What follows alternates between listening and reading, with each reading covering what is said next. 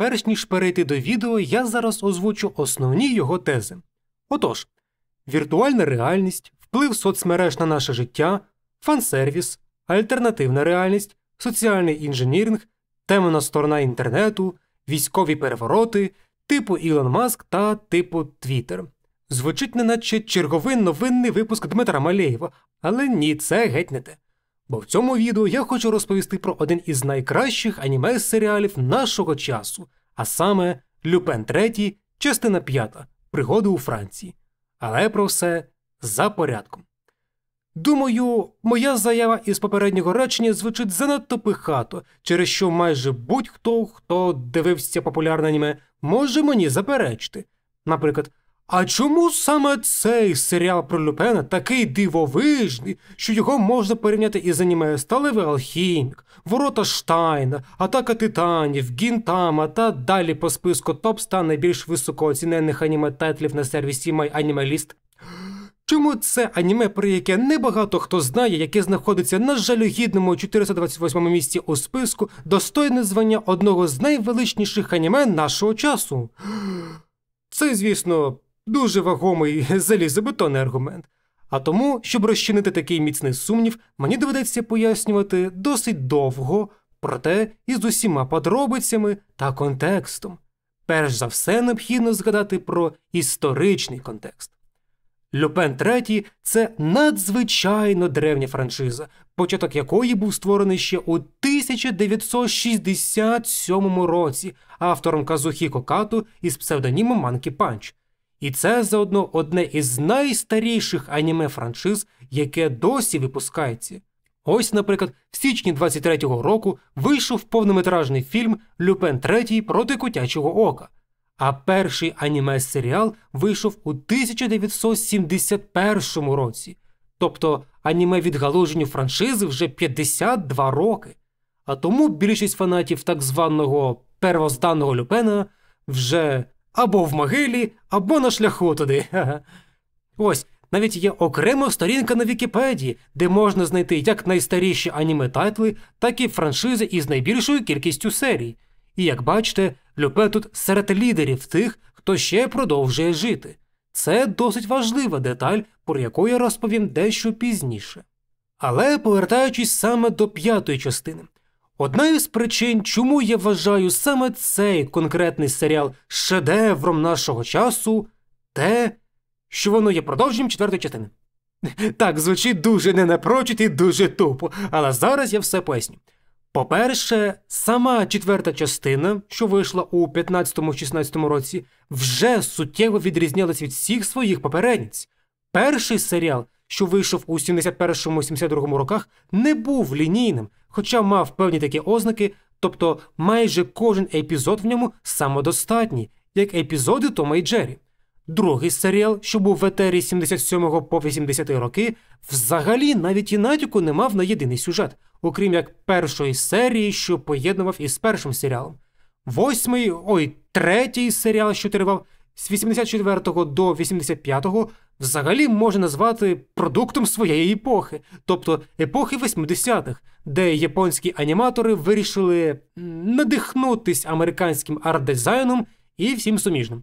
І ось різниця поміж 4-ю частиною, що вийшла у реліз у 15-му році, та 3-ю пройшло рівно 30 років.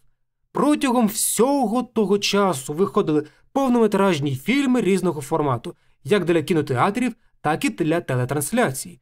Втім, є одна деталь, яку я навмисно прогавив.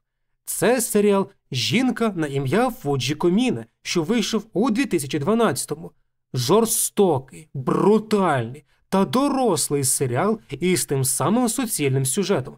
Воно однозначно вартує окремої розповіді, але цілком можливо, саме успіх цього дорослого серіалу дав правовласнику той самий поштовх, щоб надалі затвердити саме формат серіалу із єдиним наскрізним сюжетом.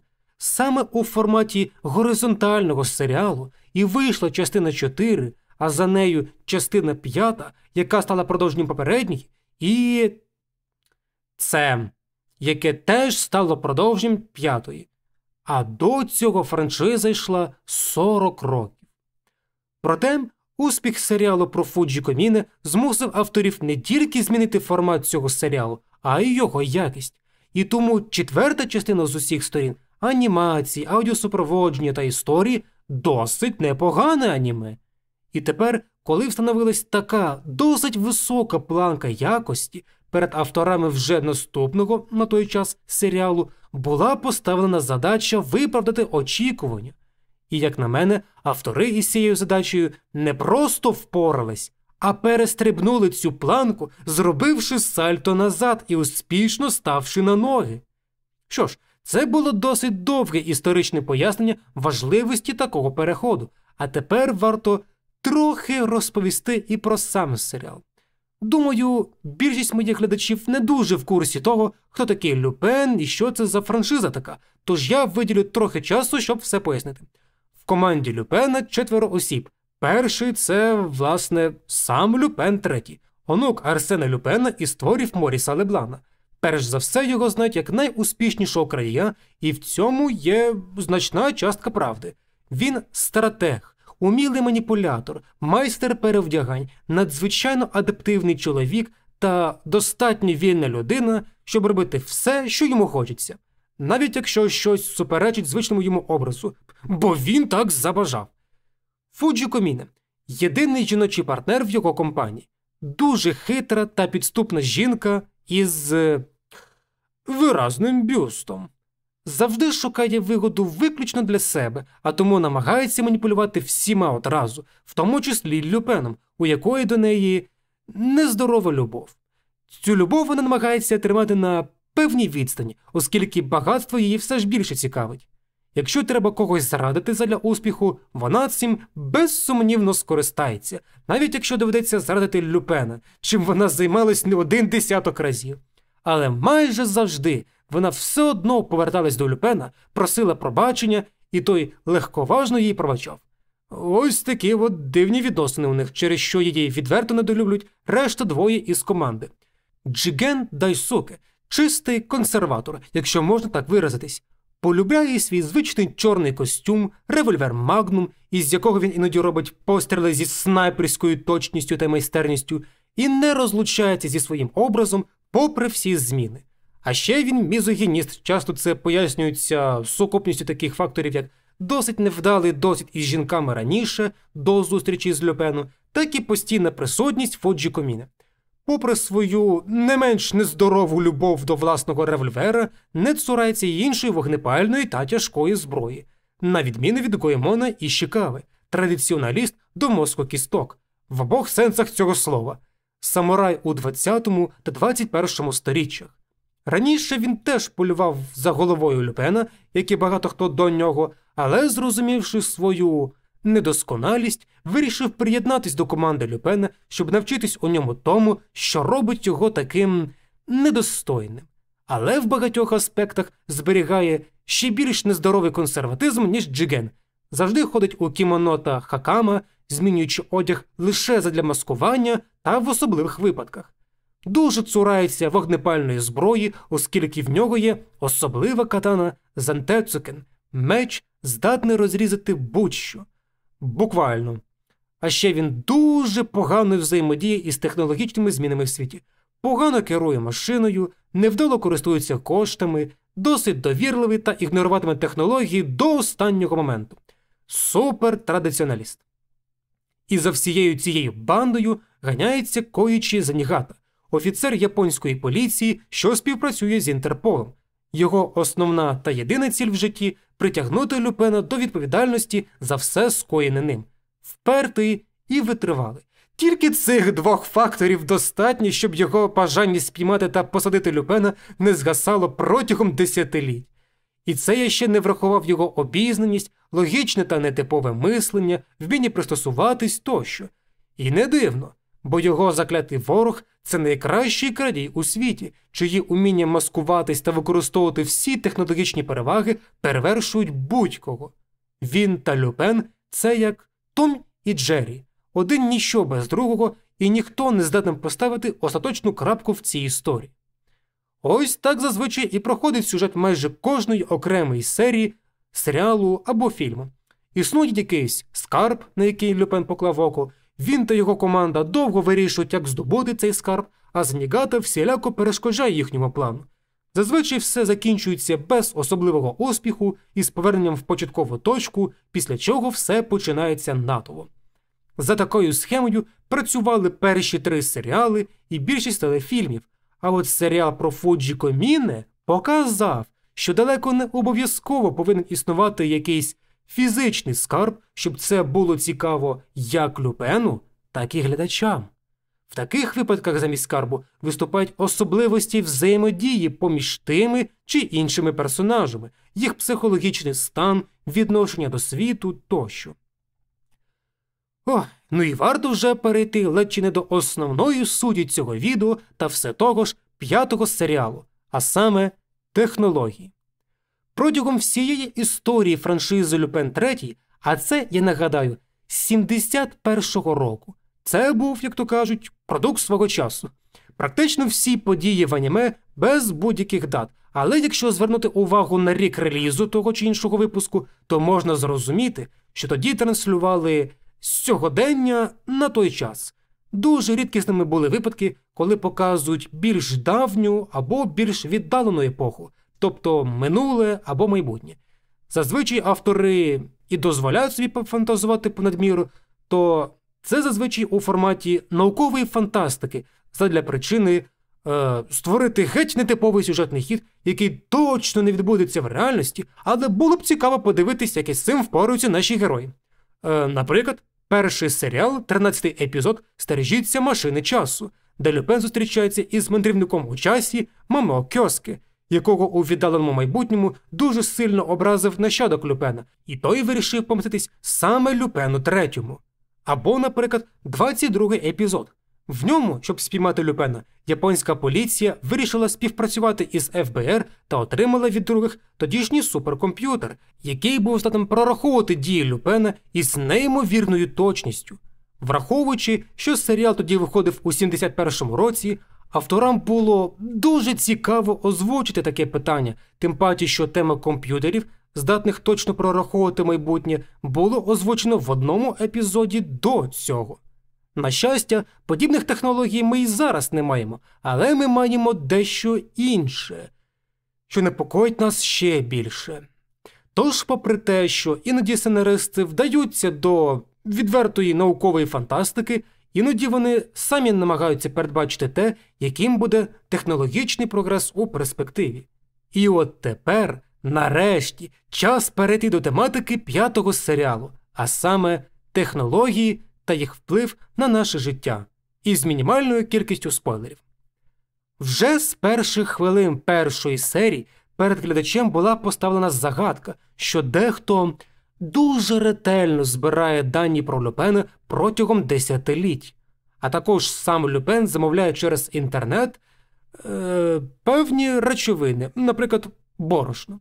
Втім, його самого це борошно не цікавить. Йому цікаво було перевірити, чи справді все настільки легко стало в нинішній час, із доставленням прямо до необхідного будинку.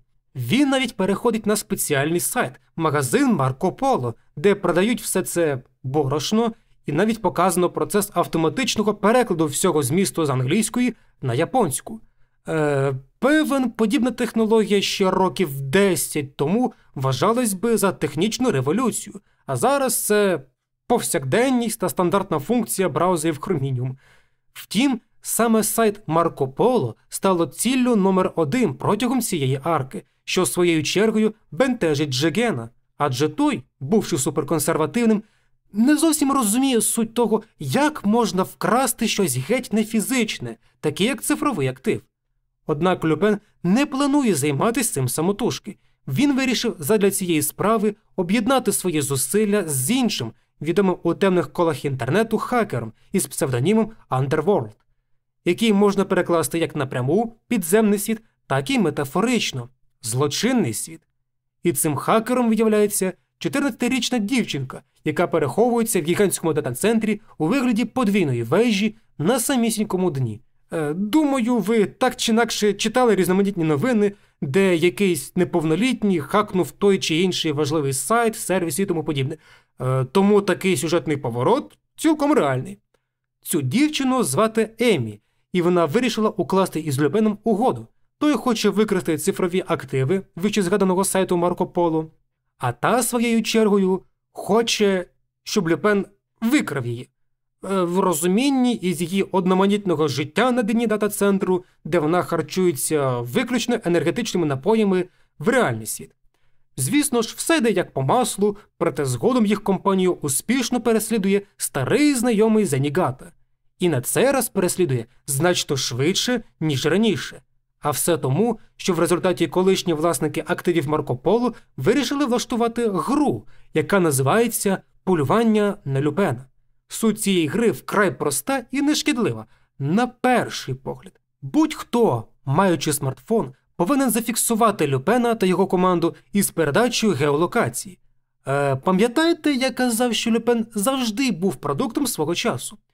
2018 рік. Наразі практично кожен має смартфон.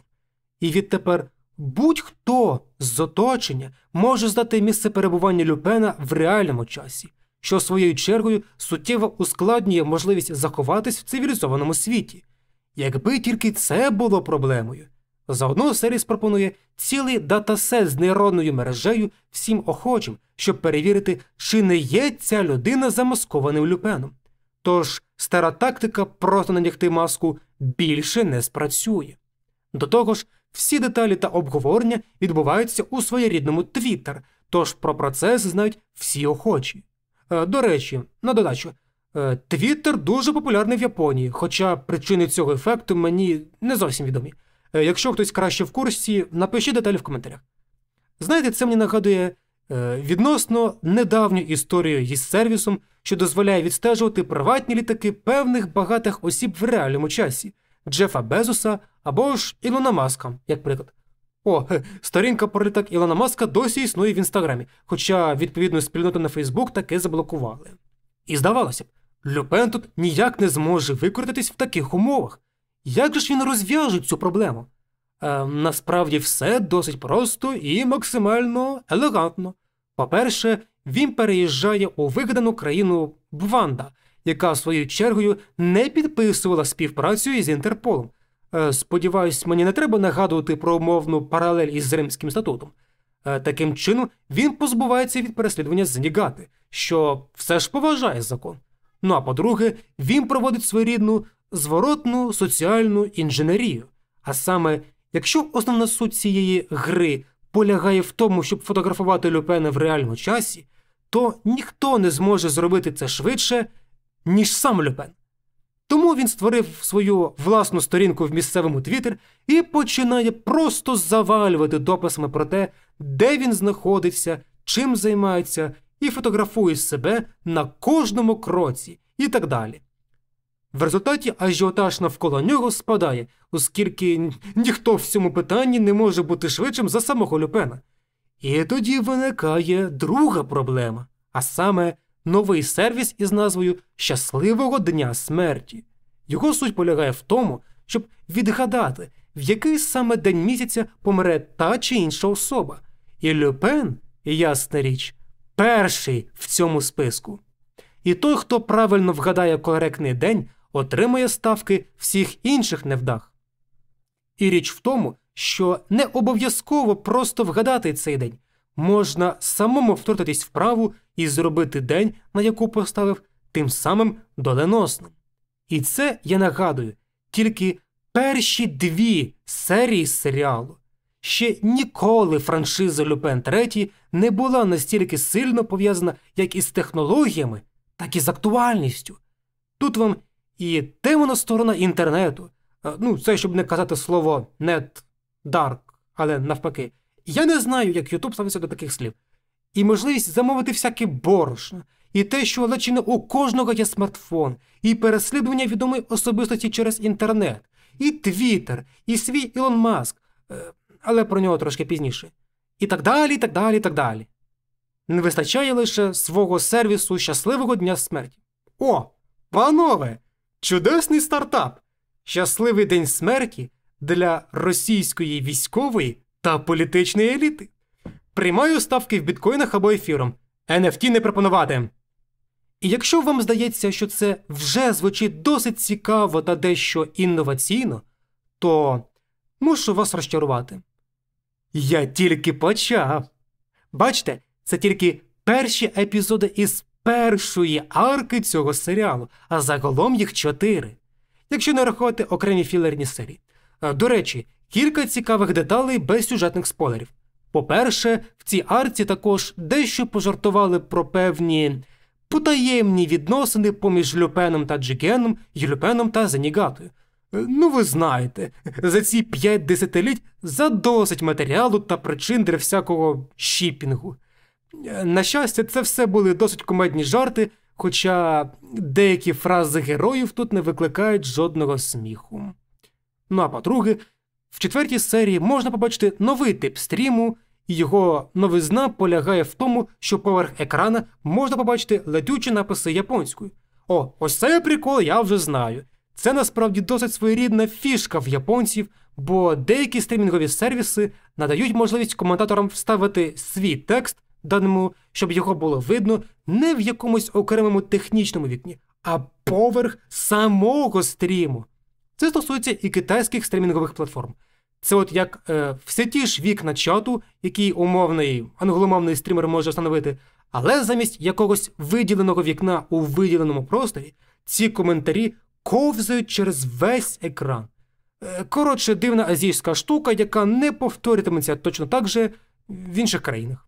О, і там є навіть летючий текст із фразою «Схоже, я запізнився на стрім».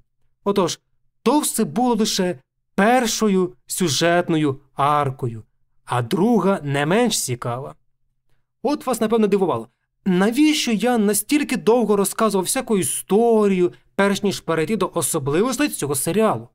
Бо друга сюжетна арка починає розкривати теми, коріння яких глибоко в цій самій історії.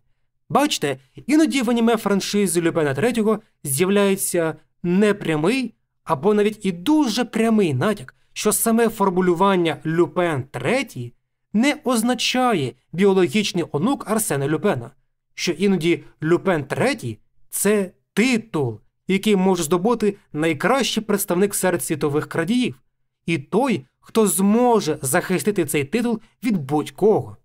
Ця тема досить рідко з'являлась в франшизі, проте свого апогею вона досягла в ОВА «Зелений проти червоного», де це було основне питання серії.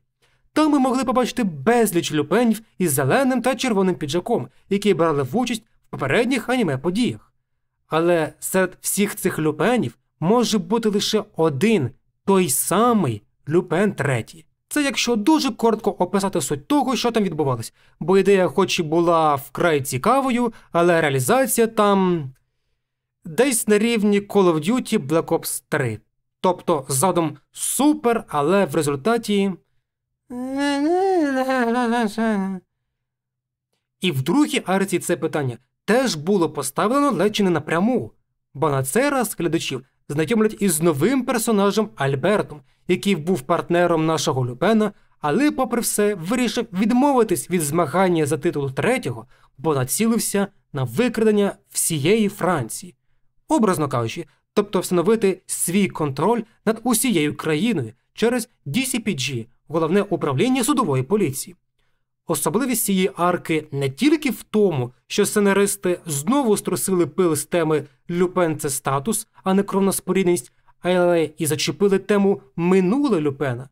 Бо кожного разу, коли з'являється якийсь новий персонаж, що ніби як пов'язаний із минулим головного героя, то його пояснюють та буквально на хвилину, просто щоб пояснити, що саме пов'язує Люпена із цим персонажем.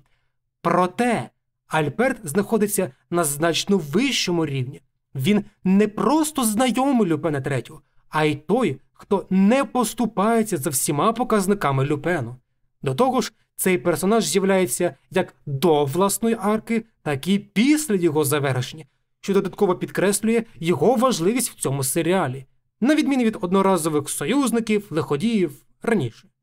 Втім, це лише одна частина із цієї арки про минулу взаємодію цих двох персонажів.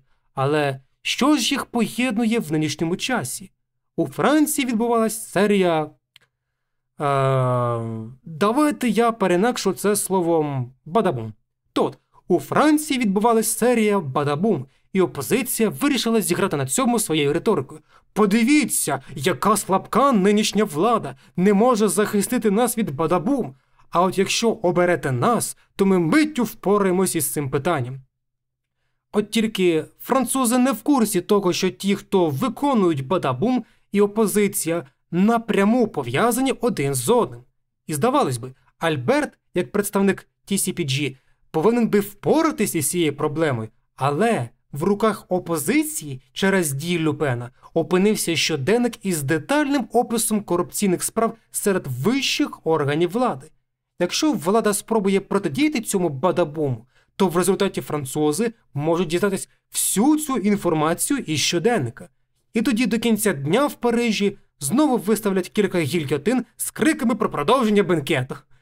Але якщо нічого не робити, то опозиція різко набере політичні очки і виграє вибори, тим самим усунувши владу. Люпен, відповідно, прагне реваншу за поразку, а Альберт не бажає, щоб цей щоденник потрапив і у руки Люпена, бо інакше той зможе шантажувати його особисто і його департамент. Ось така вона, брудна політика. І саме із темою політики пов'язана третя арка цього серіалу. Попри те, що Еммі, та сама дівчинка-хакерша із першої арки, все ж відчула смак життя та ніби як почала соціалізуватись в школі-інтернаті для дівчат, проте їй важко було створити якісь відносини з іншими дівчатами через свої хакерські навички, якими вона все ще користується. По суті, її зробили аутсайдером в межах цього інтернату. Проте там була і інша подібна дивачка – Долма Сінгха, яка була принцесою південної східноазіатської вигаданої країни Падар. Умовно це там, де Лаос, В'єтнам, Камбоджа, Таїланд та М'янма. Думаю, більше надихались саме останньою країною. І ось чому. Раптово на школу прийшли бадабумівці. Інші бадабумівці, не ті, що попередній арці.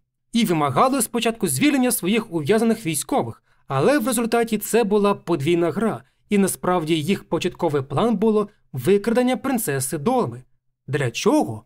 А все тому, що вона, як принцеса, дуже зручний інструмент для військових для виправдання військового перевороту в своїй країні.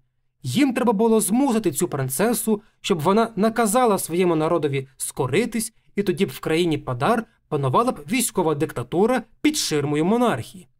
Ця вигадана країна також особлива ще й тим, що вона розділена на двоє. В обох сенсах цього слова, як формально річкою, так і образно-технологічно. На одному березі суперсучасний мегаполіс із багатоповерхівками, таксі з автопілотом, оплатою через NFC, дрони, що доставляють їжу, домашній замок зі скануванням сітківки ока. Коротше, прогрес на всі 100%. І в цьому їм допомогла вигадана всесвітньо відома компанія Shake Hands. А з іншого боку – Індія. В тому розумінні, який більшість із вас уявляє при згадці цієї країни. Тобто низька забудова із органічних матеріалів, вулична торгівля, абсолютний мінімум техніки та суспільний консерватизм. Думаю, ви зрозуміли образ. До речі, в один момент Люпен, коли знешкоджує двох військових, щоб замаскуватись під них, сканує обличчя військових, щоб 3D-принтер зробив йому точну маску. Безумовно, щоб успішно провести військовий переворот, військове та релігійне керівництво підмовили на свій бік ледь чи не всіх військових, а також першим чином захопила офіс компанії Handshake, щоб вимкнути інтернет в регіоні. Додаткову проблему створює і той факт, що в перевороті також бере участь агент ЦРУ, і у разі викриття його походження це буде свідчити про участь США в цьому всьому дійстві. Чи реалістичні подібні події? Мені що? У вас на очах відкривати сторінку «Державні перевороти у 21 столітті»?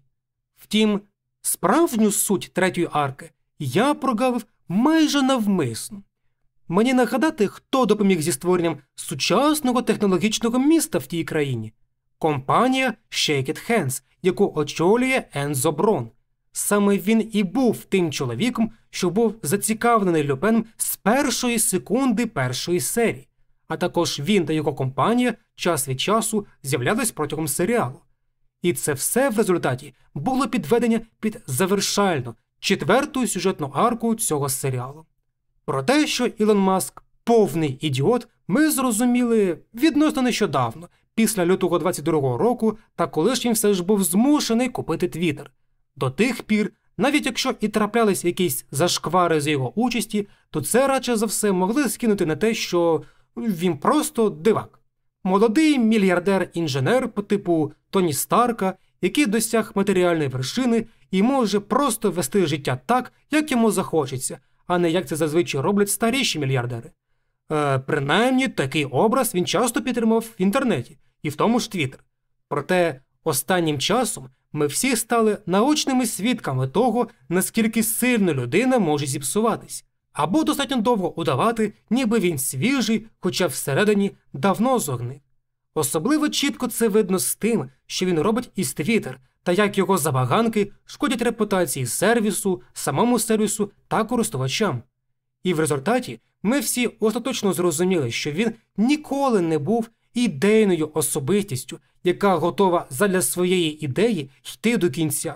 Якщо тільки не ця ідея, це капіталізм вкупі із соціальним популізмом, яка відрізняється від корпоративного популізму тільки тим, що все це стверджується максимально серйозно. Тобто, що я за все хороше проти всього поганого, як і у політиків, от тільки це все приправлено чистим капіталізмом. Здавалося б, до чого тут Ілон Маск взагалі? А от якраз вище згаданий Ензо Брон, CIO IT-конгломерату Shake Hands, він і є тим самим образом Ілона Маска, але без відомих нині зашкварів самого Маска, тобто ідеалістом. Саме він є творцем того самого аналогу Твіттер у світі Люпена, куди той зливав фотографії себе із його перебуванням в реальному часі, і його останній винахід – утопія, антиутопія водночас. Зараз це поясню, хоча насправді там все відносно просто.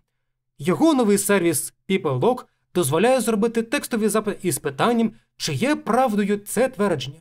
І цей сервіс після досить короткого часу дає свою літерну оцінку правдивості цього твердження.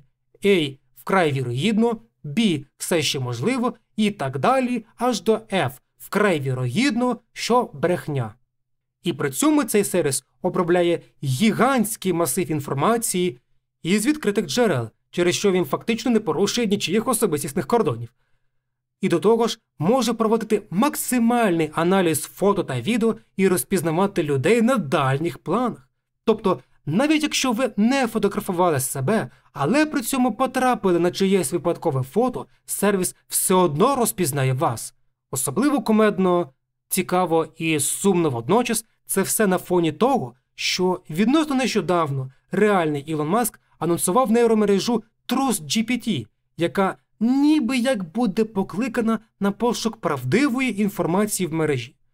Враховуючи те, наскільки сам Ілон Маск огидна людина, що навмисно і самостійно публікує дезінформацію, надає свободу слова всяким фрікам, мерзотникам і росіянам, виправдовуючи це все тою самою свободою слова, а також коли Твіттер вийшов із добровільного кодексу практики ЄС щодо боротьби із дезінформацією, ото вже квадролицемірство.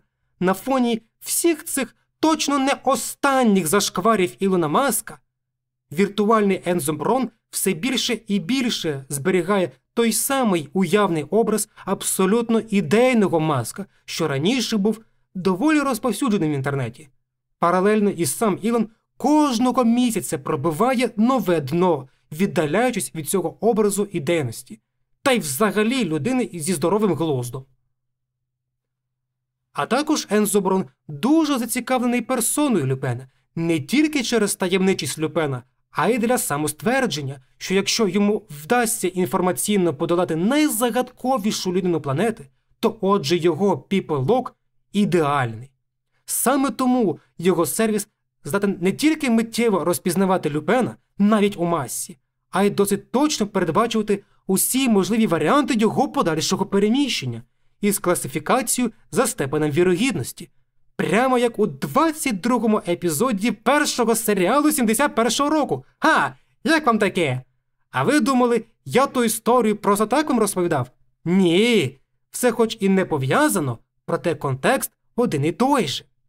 Здавалося б, що це звучить як чергова наукова фантастика, особливо враховуючи, що аніме вийшло у 2018 році.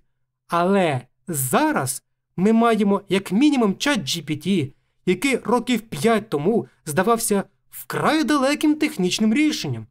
На мою думку, якби об'єднались такі компанії, як Apple, Alphabet, Microsoft, Amazon, Nvidia, Meta і Tesla під керівництвом утопічно ідейного Ілона Маска, не того, що ми маємо в нашій реальності, то цілком можливо, що в нашому світі міг би існувати такий PeopleLock, бо для створення подібного сервісу потрібні надзвичайно великі потужності для збереження та детальної обробки такої кількості особистісних і відкритих даних. Однак PeopleLock не просто той самий ідеальний ChatGPT. Через такий сервіс і абсолютну публічність, оскільки зараз всі ж мають смартфони, воно успішно виконує більшість функцій, яку зазвичай забирає на себе держава.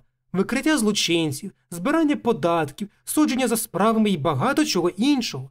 До того ж, сам Ензо прямо сказав, що основна задача його додатку – зробити світ кращим і паралельно скоротити кількість держав удвічі. Бо тоді будь-яка держава або прийме нові правила гри, нав'язані сервісом PeopleLock, або буде знищена як інституція через свою неефективність виконувати соціальні обов'язки. І якби ж тільки це було єдиним сюжетом завершальної арки.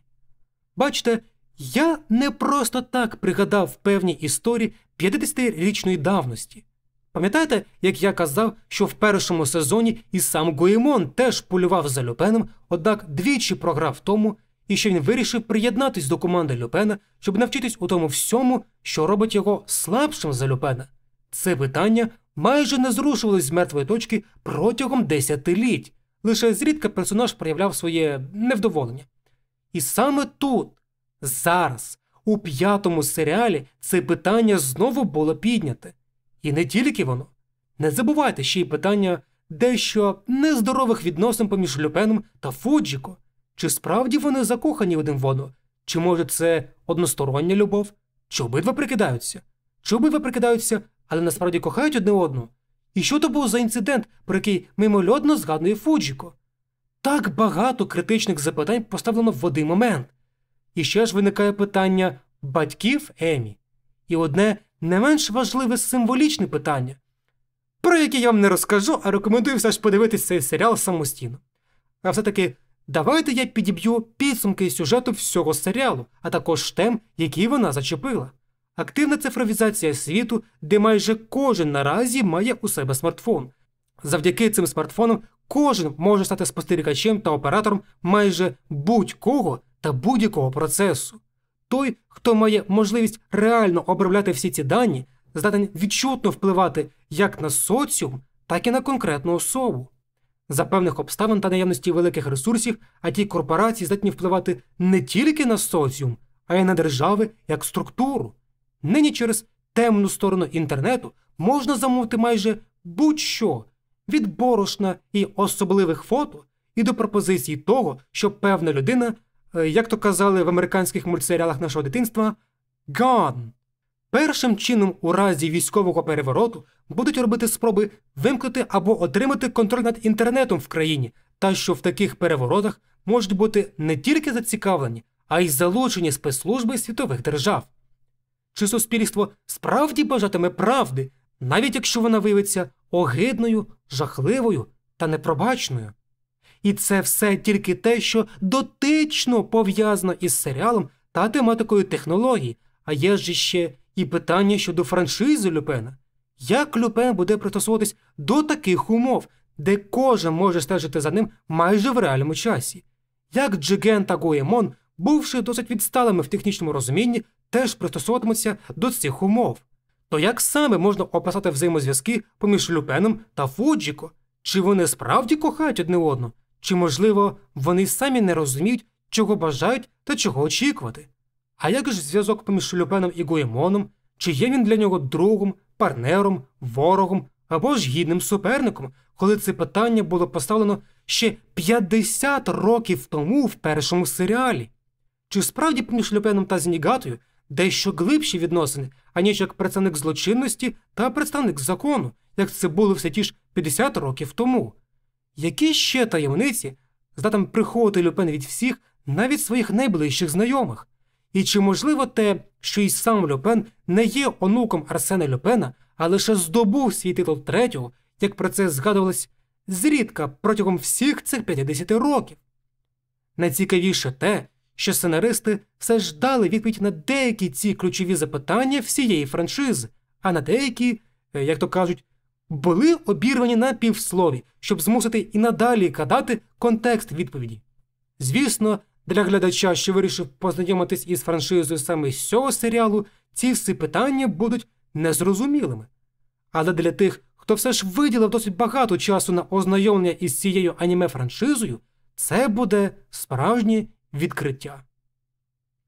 Це все було обговорення лише сюжетної складової серіалу, хоча можна виділити і аудіовізуальну складову. По-перше, оскільки четверта частина, яка виходила за каденції у 2015 році, а відповідна якість технологій суттєво покращилась за останні 30 років. Так, я все ще тебе навмисно ігнорую, ти будеш окремо. Тому що четверта частина, що п'ята, виглядає досить яскраво та якісно. Щодо сею, жодних змін. Все ті ж актори, що й у четвертій частині, хоча декілька із них все ж пішли у відставку після прощального епізоду у 12-му році. І в серіалі 15-го року звичних персонажів озвучили вже нові сею. Особливо відчутно це із Кійоші Кобаяші, що озвучував Джигена Дайсуке протягом всієї аніме-франшизи і востаннє озвучив свого персонажа у нульовому епізоді 6-го серіалу. От уявіть собі, 52 роки озвучувати свого персонажа. Не виключено його, але все ж. Тому й не дивно, що Джиген в японській озвучці все ж звучить досить втомлено, оскільки йому, сею, на той момент було вже 85 років. Дай Боже, нам стільки прожити та мати можливість працювати до такого віку. Щодо опенінгу та ендінгу, обидва шикарні, безсумнівно. Обидва не поступаються відповідним у четвертій частині.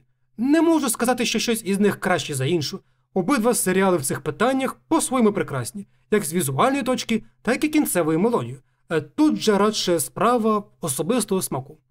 В результаті ми маємо серіал культової аніме-франшизи, яке добряче проїхалось на тему сучасного світу технології, яку абсолютна більшість аніме намагається уникати певною мірою, а також не просто добре розкрили звичних і нових персонажів, а й зачепили питання, які тягнулись ледь чи не із самого початку всієї аніме-франшизи, майже 50 років тому.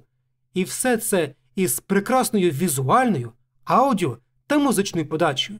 І саме тому я вважаю, що Люпен III, частина 5 – це одне із найкращих аніме-серіалів нашого часу.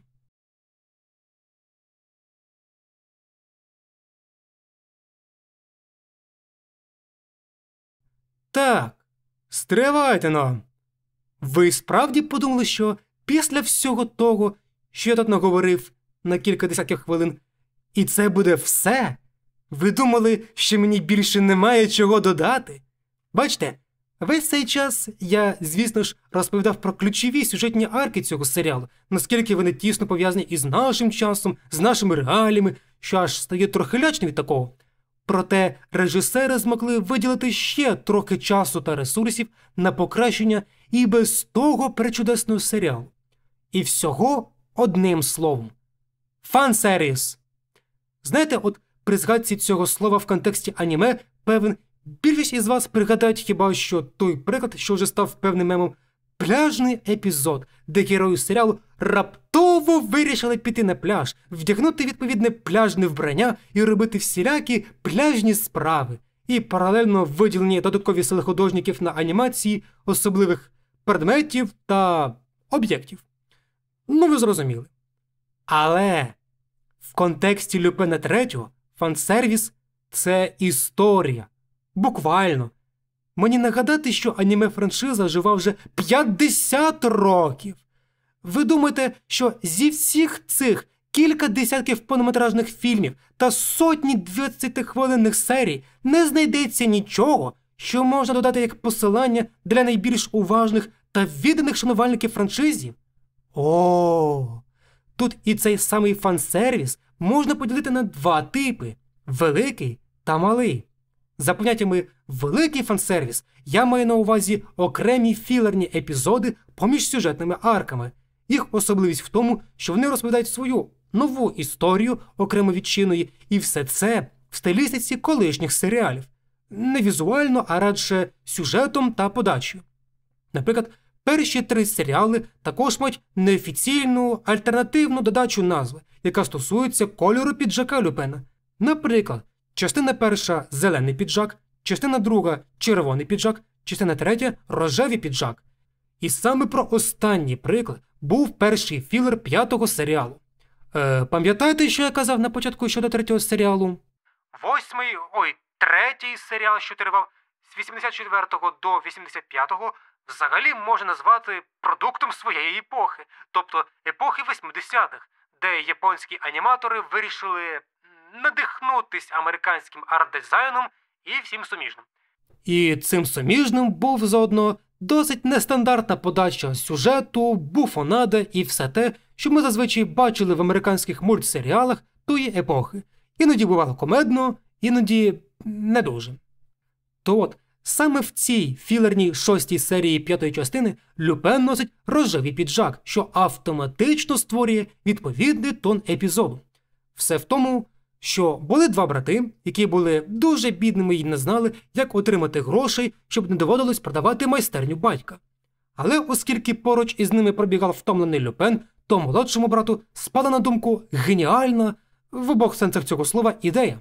Разом вони створили особливий сейф, який не зможе відкрити Люпен III, тому що всім відомо, що цей крадій – найрозумніша людина на планеті із надзвичайно високим рівнем IQ на рівні 300. А щоб відкрити цей сейф, треба мати цей самий IQ на рівні старшого брата, тобто на нулі. Звучить тупо, але захопливо і неординарно, чорт забирай. Ніяких сюжетних спойлерів давати не буду, просто подивіться самостійно, як цей епізод, так і весь серіал. Наступні 2 філерні серії, 11 та 12, вже будуть із Люпеном з червоним піджаком. Перший епізод максимально стандартний про таємничий скарб південноамериканця-торговця борошном Пабло. А другий епізод майже повністю присвячений саме Гоймону та відносинам із його ціллю. В наступному філерному 17-му епізоді Люпен діє самостійно та носить вже зелений піджак, і тон серії відповідно змінився. Відтепер це не пригода, а детектив, де йому необхідно визначити вбивцю чоловіка однієї літньої пані, яка добре знайома з Люпеном. Цікаво, що наступні 2 серії, 18 та 19, є філерами в межах все того ж 5-ї частини, оскільки в ньому Люпен носить синій піджак, і ці 2 серії є досить самодостатніми. Обидві вони є досить цікавими, але кожна з різних причин. Ну і остання філерна серія 20 – класичний трюк раптової амнезії. До того ж не у Люпена, а у Зенігати, якому впихнули в голову те, що він теж злодій на Росії із прізвиськом Монета. Теж кумедний епізод антуражу червоного, не рожевого піджака. Це все були філерні серії для розбавлення досить напружених сюжетних арок 5-го серіалу, і більшість із них навіть були створені з урахуванням особливостей перших 3 серіалів, що виходили у 70-х, 80-х роках. Це все я називаю великим фан-сервісом, оскільки задля нього виділили цілу серію із власними режисерами, сценаристами тощо. А малим фан-сервісом я називаю посилання і натяки на попередні частини Люпена, що з'являються як протягом основного сюжету серіалу, мимолітно або десь на фоні, або ж в перебивках посередині серії. О, так! Бо такого тут дуже багато. Міне Фуджіко із чорним волоссям із 21-ї серії 4-го серіалу. І це ще попри те, що тут показані ледь чи не всі важливі персонажі того самого серіалу, а також деякі із них були виключно у відповідному фільмі. Посилання на перший повнометражний фільм «Таємниця Мамо», посилання на замок Каліостро Хаяо Міядзакі, посилання на третій серіал епізод 49, другий серіал епізод 143 та перший епізод першого серіалу. В досьє Інтерполу на Люпена вказано, що ордер на його арешт видав поліційний відділ японської префектури Сайтама. Цікаво те, що у фільмі «Прощавай, статуя свободи», коли Зенігата показує свої посвідчення, то в ньому можна помітити, що він саме із цієї префектури Сайтама. Маскування Джигена подібне до зовнішності савдівника із фільму «Замок Каліостро». В сцені переслідування на машині можна побачити особу, що записує погоню на телефон. По специфічній зачісті можна припустити, що це Клариса де Каліостро із фільму «Замок Каліостро». І це не останнє подібне посилання на цей фільм. Коли банда Люпена заходить в аеропорт, на секунду з'являється невідома особа, що тримає в руках табличку із написом «Вітаємо, містер Оно» японською та англійською «Тур Токійський транзит». Це пряме посилання на композитора франшизи Юджі Оно, а якщо точніше, то на одноіменний аудіоальбом «Токійський транзит» за участю Ясуо Ямада, першим сею Люпена III. В першій серії також нам тизерять двох подальших протагоністів серіалу – Альберта та Ензо. До речі, сервіс G-Plat, на який працювала та сама гра Люпена, має логотип Shake It Hands, тої самої корпорації, яку очолює Ензо. Це, звісно, не дуже важливі великодки, проте по всьому серіалу можна знайти посилання на анімаційну студію TMC та її підстудію TAF, а також, до речі, дуже подібні до наявних брендів, але із видозміненою назвою, щоб не засудили за порушення авторських прав.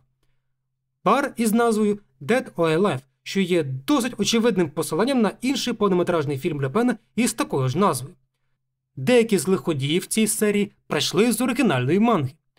Одразу після опенінгу в 6-й серії демонструють Люпена, але із прямим посиленням на різні опенінги із другого серіалу. Перша поява – постріл в об'єктив і кадри через діру, із першого опенінгу колір піджака збережений. Друга поява – засліплений прожектором, із другого опенінга колір піджака змінений на зелений. Третя поява – стрибок через вікно, із третього опенінгу другого серіалу колір піджака змінений на рожевий. Четверта поява – похила поза у машини, із четвертого опенінгу колір піджака змінений на синій. Джиген боїться стоматологів, і якщо болітиме зуб, то він буде відтягувати процес до останнього, як це було в першій серії другого серіалу, четвертій серії четвертого серіалу та в фільмі «Токійська криза». Гоемон пропонує Люпену так зване джірой-тю, що є супом із дощових черв'яків. Цей же суп він готував для Фуджіко, щоб вилікувати від прокляття в 14-му епізоді другого серіалу. В перебивці цього епізоду можна побачити одразу кілька великодок на третій серіал із рожевим піджаком, Змія з першого епізоду, Мавпа з 9-го та Ворон із 13-го. Фуджіко тримає в руках вибухове яблуко, як це було в другому опенінгу третього серіалу. Джиген читає журнал Playboys із 7-го епізоду. Скелет поруч із Гоемоном та Зенігата, що використовує знак «Нічний паб котів», є референсом на 26-й епізод. Та й сама поза Зенігати дуже підходить під стилістику третього сезону, щоправда, вже більш експресивної її частини. Коли його команда вдруге веде до сейфа, то це очевидне посилання на подібну сцену у фільмі «Замок Каліостро». А коли Люпен був дуже радий пропозиції, щоб роздягнути Фуджіко, та своєю чергою кинула попільничку прямісінько Люпену в обличчя, так само, як і в 145-й серії другого серіалу. До речі, цей із 155-й режисерував Хаяо Міядзакі, і це дуже видно по стилістиці. Коли в 9-й серії Люпена поранили і його переховують в каналізації, той після того, як прокинувся, почав ненаситно поїдати все, щоб відновити сили, прямо як в аналогічній ситуації в «Замок Каліостро». Перебивка в 11-й серії дуже чітко посилається на 4-й опенінг другого серіалу. Фуджіко в рожевій сукні на скутері, Джиген із Джойкою, Люпен носить червоний піджак і вводить свій старий Mercedes-Benz SSK, перш ніж той за сприяння Міядзакі пересів на Fiat 500. Перебивка в 12-й серії теж посилається на все той же 4-й опенінг другого серіалу. Тут і ляльки персонажів, і Гоемон тримає в руці маску із костюмом із згаданого опенінгу. А ще, оскільки події з серії тривали протягом фестивалю, то там було багато косплеїв на різних персонажів, починаючи з японської культури, таких як Сакура чи Наруто, і закінчуючи американськими, наприклад, Зорро або Диво-жінка. До речі, в деяких епізодах можна помітити досить цікавий художній прийом, який називають ефект листівки та потрійний повтор. Як свідчить, Подібний прийом вигадав Осаму Дедзакі, видатний японський режисер та аніматор, що теж доклав руку до франшизи Люпена.